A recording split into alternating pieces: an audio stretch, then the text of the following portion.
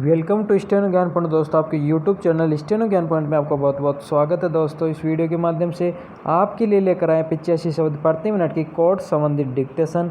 दोस्तों, डिक्टेशन की पीडीएफ अगर आप प्राप्त करना चाहते हैं तो वीडियो को डिस्क्रिप्शन में दिए गए लिंक को फॉलो करके आप वहां से प्राप्त कर सकते हैं।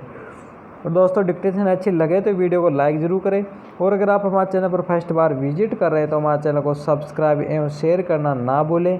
साथ ही बेल आइकन को प्रेस कर लें ताकि आने वाले ऐसे ही महत्वपूर्ण कोड संबंधित डिक्टेशन से संबंधित वीडियोज़ की नोटिफिकेशन आपको सबसे पहले प्राप्त हो सके। चलो दोस्तों, डिक्टेशन स्टार्ट करते हैं जस्ट 5 सेकंड बाद। Yes start. सुप्रीम कोर्ट ने शुक्रवार को कहा कि वह कोविड-19 के मरीजों की ठीक से देखभाल सुनिश्चित करने के लिए विशेषज्ञों के दल गठित करने और अस्पतालों में सीसीटीवी कैमरे लगाने का राज्यों को निर्देश देगा। इस बीच न्यायालय ने विभिन्न राज्यों में कोरोना की जांच की अलग अलग दरों का जिक्र करते हुए केंद्र से कहा कि इस बारे में एकरूपता लाने पर निर्णय करे। कोविड-19 की जांच की दरों में एकरूपता लाने पर जोर देते हुए शीर्ष अदालत ने कहा कि कुछ राज्यों में यह 2200 रुपये है, जबकि अन्य राज्यों में 4500 रुपये है। इस तथ्य का जिक्र करते हुए न्यायालय ने यह मामला केंद्र पर छोड़ दिया। न्यायमूर्ति अशोक भूषण, न्यायमूर्ति संजय किशन कौल और न्यायमूर्ति एम.आर. शाह की पीठ ने वीडियो कॉन्फ्रेंसिंग के जरिए सुनवाई करते हुए कहा कि सभी राज्यों को अपने यहाँ अस्पतालों के निरीक्षण के लिए विशेषज्ञों का दल गठित करना चाहिए ताकि कोविड-19 के मरीजों की सही तरीके से देखभाल सुनिश्चित की जा सके। पीठ ने कहा कि कोविड मरीजों की सही तरीके से देखभाल सुनिश्चित करने के लिए अस्पतालों में सीसीटीवी लगाने के बारे में आदेश देने पर विचार करेगी। दिल्ली के लोकनायक जयप्रकाश अस्पताल के मामले में पीठ ने कहा कि इसके वार्डों में सीसीटीवी लगाने की आवश्यकता है ताकि वहां की प्रत्येक गतिविधि की निगरानी की जा सके। न्यायालय ने इस अस्पताल की स्थिति को पिछले सप्ताह बहुत ही लोमहर्षक बताया था।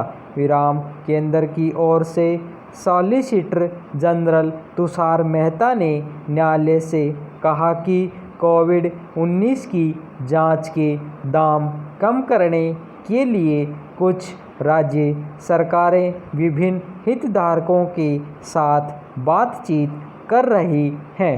न्यायालय ने कहा कि इस संबंध में वह कुछ निर्देश देगा और इसके साथ ही उसने स्वतः संज्ञान में लिए गए इस मामले की सुनवाई जुलाई के लिए सूचीबद्ध कर दी।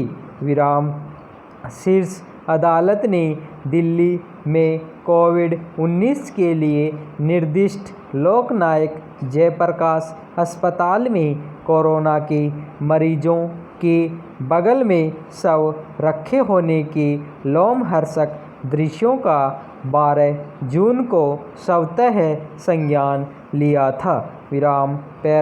दिल्ली पुलिस ने वीजा निगमों तथा सरकारी दिशा निर्देशों का उल्लंघन कर राष्ट्रीय राजधानी में निजामुद्दीन में धार्मिक कार्यक्रम में हिस्सा लेने के लिए 12 देशों के 46 विदेशी नागरिकों के खिलाफ 12 आरोप पत्र दाखिल किया है।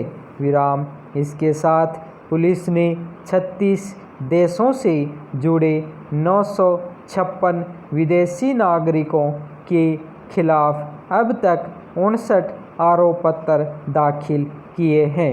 विराम। केंद्र ने इन लोगों का वीज़ा रद्द कर दिया है और उनके नाम को काली सूची में डाल दिया गया है।